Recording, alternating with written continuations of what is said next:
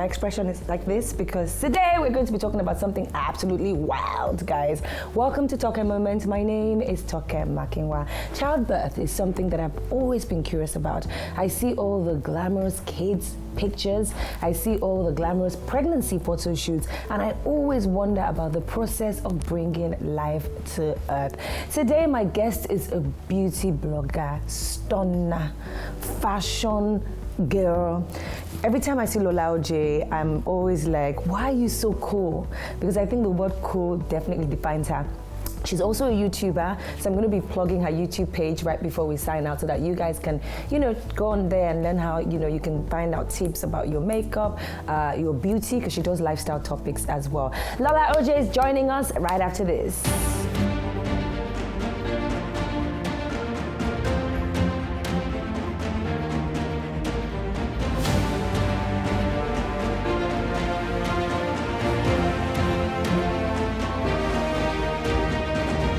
Hi guys, welcome to the show. I've got the beautiful Lola OJ. Me?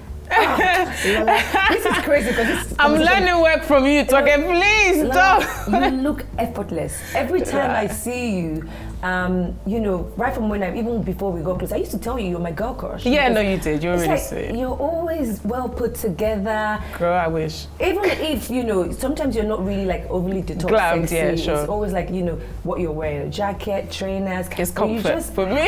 have a way of putting it all together and you look cool. Thank you, I appreciate it. Good to see you, girl. Good to see you always. You're so tiny. Toke, sorry, you said what? I know, and to think she just became a new mom. You're small as well. Please don't start. like, Toke, you're smaller than me, please. Honestly, we're not doing this. You're smaller than me. You are really tiny. I need to talk to you about how you snap back. But before we get into that, congratulations. Thank you. Motherhood. Almost 2 years now. Almost 2 years. Yeah, I know. Yeah. Time flew by, but yeah. Wow. Thank you. How was it like becoming a first-time mom? Woo! I get that question a lot, and all I can say is that it's challenging, but very rewarding. Okay. But it's definitely challenging.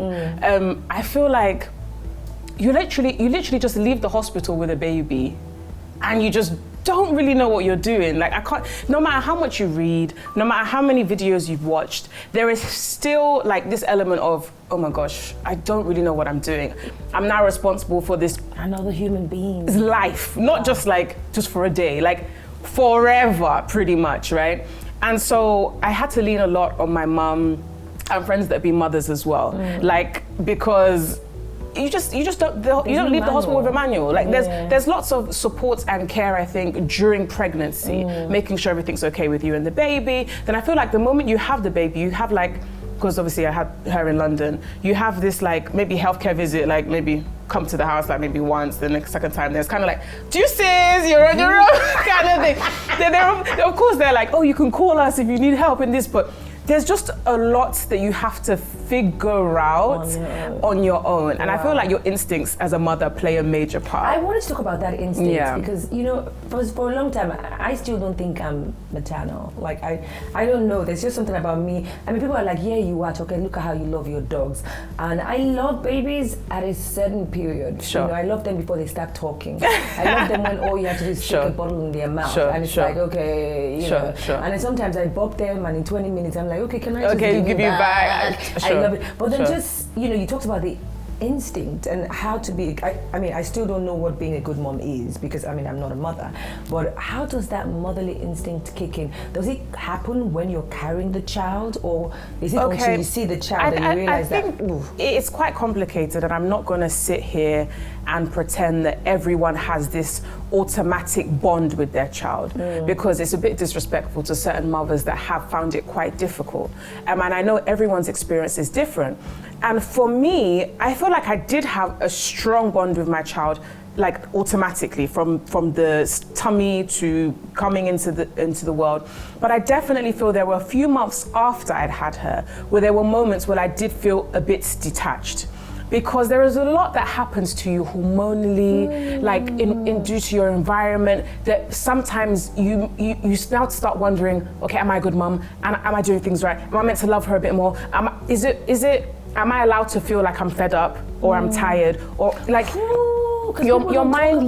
Your mind plays tricks on you, and there are moments where I'll just maybe my mum would come home from work and I have that moment to shower. Because when you have a newborn, I don't think people realize, sometimes you don't get to shower for a few days unless you have someone in the home with you or something. You can't just leave your child and shower. Like, do you understand what I mean? More of a, because the child will definitely, if the child is sleeping, why can't you shower? But there's something about being a first-time mum and you really don't want to get things wrong. You don't want to be like, the moment you took a shower, that's when the baby threw up and you didn't know. You just have there's a lot of anxiety. Like, I have never been so anxious in my life. My pregnancy, I was so anxious.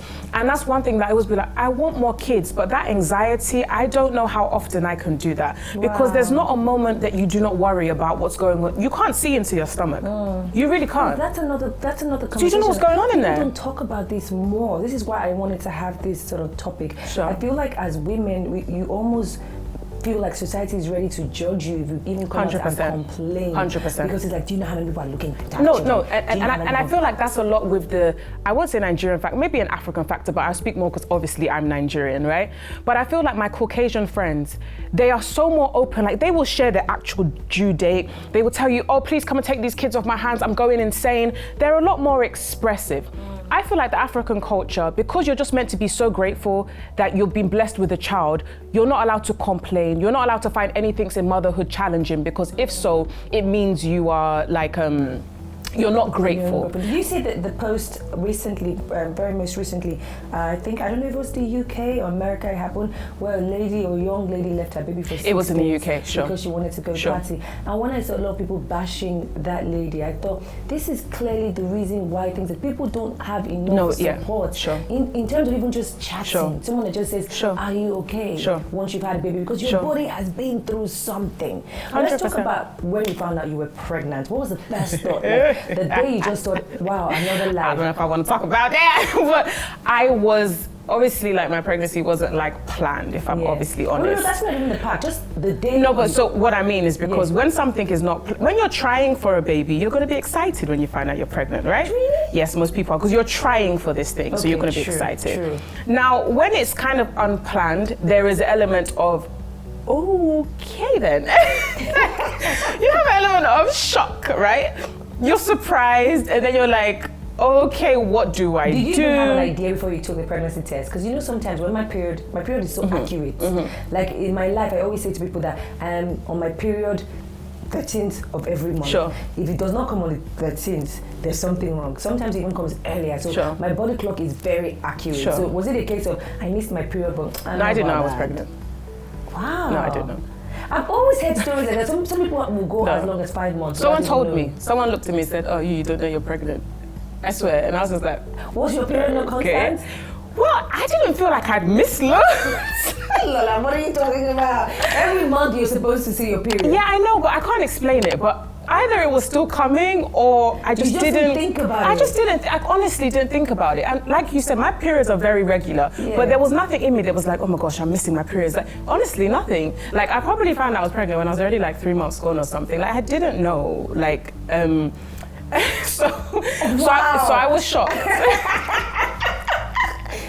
months? Probably, about there, yeah.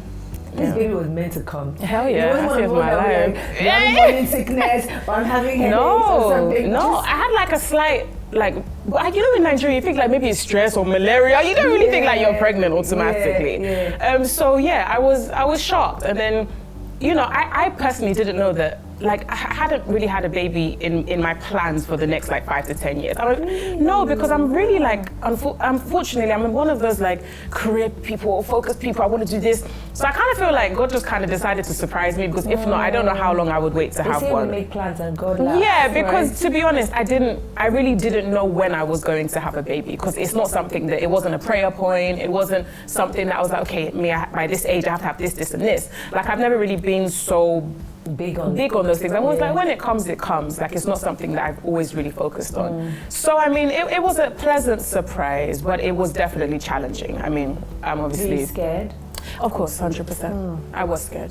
And that's why my mom, like, I can't praise her or thank her enough. She has been, from the beginning all the way through now, like, literally my biggest supporter, encourager. Don't worry, it doesn't matter what people think, doesn't matter what people say, your child is a blessing, just keep going. Like, and it just gave me a kind of strength that I don't think I could have done it without her.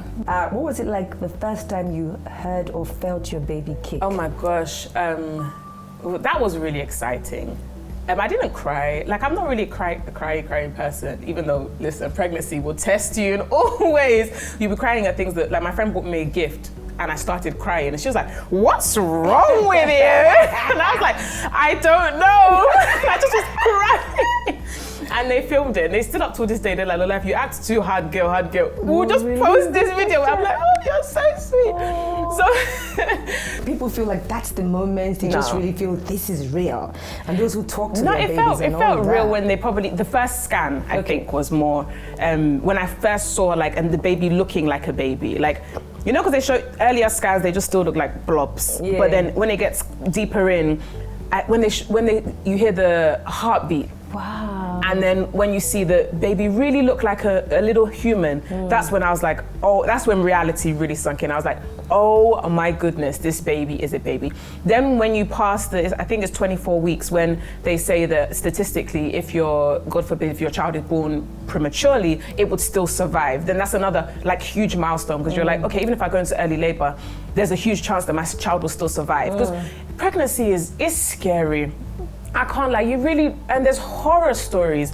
So you're trying to do your best to make sure, I don't know how to sugarcoat it, but to keep your child alive. There's no other way to describe it. You're literally every day, like, okay, if there was a time I didn't feel my baby kick, I had to go to the hospital.